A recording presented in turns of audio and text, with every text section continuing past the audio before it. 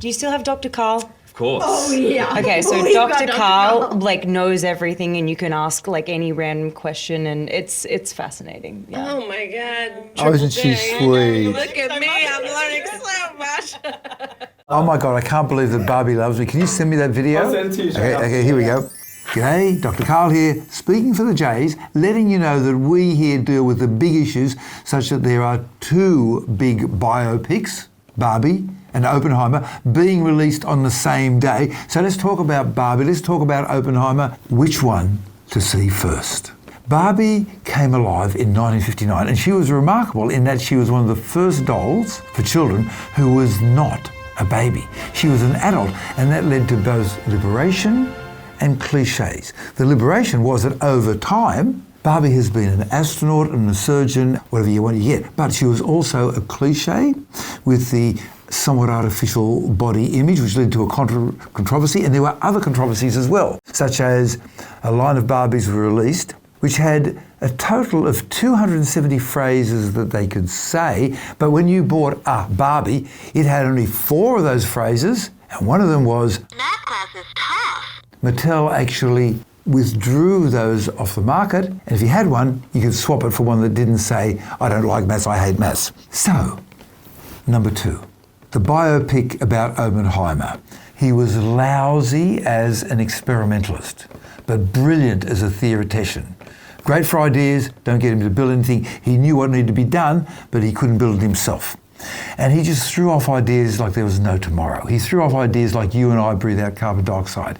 And so people who followed up on his brilliant ideas, having been given the nub, the germ, the idea, they won Nobel Prizes for the Lamb shift, for the discovery of the positron, for the pion, and a whole bunch of other things. He himself could have won a Nobel Prize for his work on gravitational waves and black holes, but he lacked what the Germans called Sitzfleisch.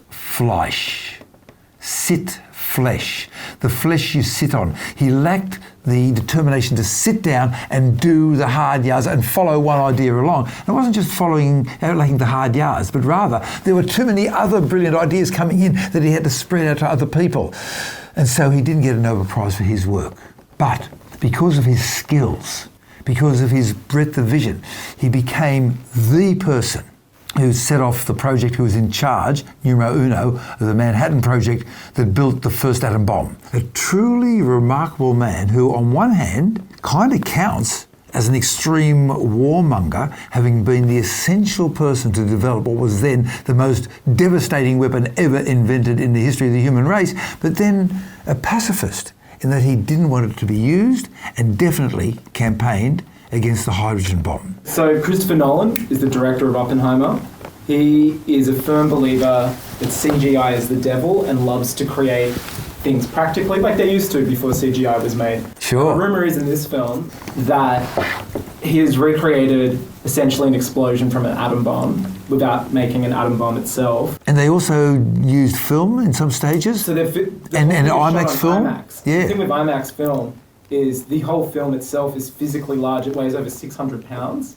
A reel of this, they're actually having to build forklift trucks to shift it. In cases at theatres to fit the film in. Yeah, it's like this was invented by Ron Jones, an Australian, Was in the it really? 1960s.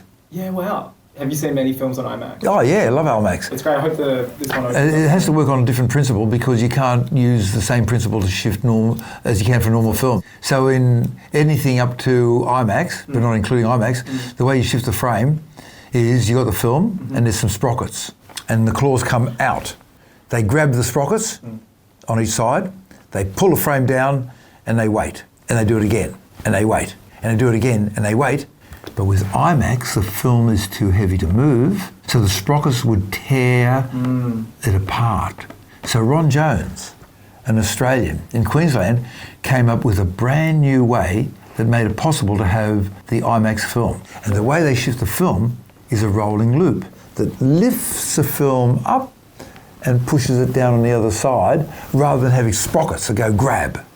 And there was an Australian invention that made IMAX possible. There you go. There's a really obvious link between Barbie and Oppenheimer. Oppenheimer came up with the first nuclear weapon. And the link to Barbie? Well, the Americans grabbed the Bikini Islands and used them for nuclear weapon testing. And so when this two-piece swimsuit was invented, they tried to think of the impact it would have on people, and its impact was, of course, atomic and nuclear. And so they called the two-piece swimsuit in its abbreviated form the bikini, after Bikini Atoll, where the first American nuclear weapons were tested on a large scale after the war. Now, all of this leads to a question. If you're seeing them both on the same day, which sounds like fun, which one would you go for first? I'd like to sleep with a happy heart and nothing running through my mind. No angst. So I'll see the dark one first, about somebody dealing with death, Oppenheimer, and finish off with Happy Barbie, although I could be wrong. Do you guys ever think about dying? Maybe once I got the order wrong, which one's happy and which one's not. It doesn't matter, it'll be surprised. And I'm so optimistic, I'll go to bed happy anyway.